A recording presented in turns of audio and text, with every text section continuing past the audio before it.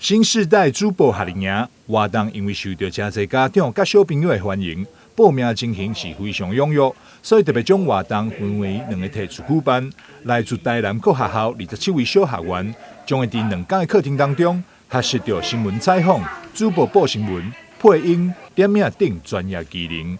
第一堂课应该就是我们的这个摄影课程哦。那另外还有会教大家怎么样播报新闻啊，怎么样学着采访啊，然后还会教大家化妆，然后上播报台，然后教他怎么样配音，所以各位会听到各位自己的声音，然后看到自己这个坐在主播台上的，看看各位自己的仪态啦，然后包括一些声音的表达嘛，相关的这一些课程等等的。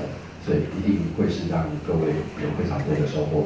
趣味课程安排，和每一位学员拢乐在其中，同时也拢收获满满。你有学会什么技巧吗？就是拍照的时候灯光很重要。还有那个，我现在才知道，原来点荧幕也可以调整光，我以为只能靠设定调整光。这个是我拍的，然后呢，我主要在模仿画面，就是有2个工人，他们就像是他们在修复这个电路板，然后呢，有人开车进来这样在修复，这样。就为什么想要来参加第2次？因为觉得这个很有趣，很有趣。我也蛮爱主播这个东西。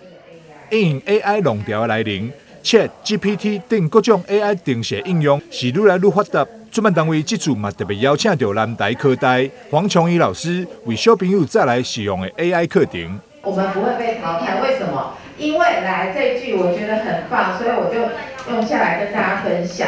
你不会被 AI 取代，但是呢会被懂得用 AI 的人取代。听得懂这句话吗？听得懂。你不会被 AI 这个工具取代，但是你会被什么？会用这个工具的人取代。课程的第1天，分别为学生安排了巨汉商业摄影郭聪南老师的练课。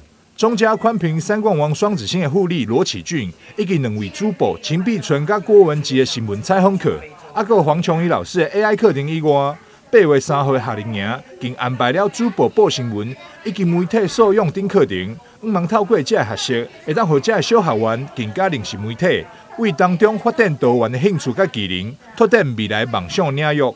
记者张世伟采访报道。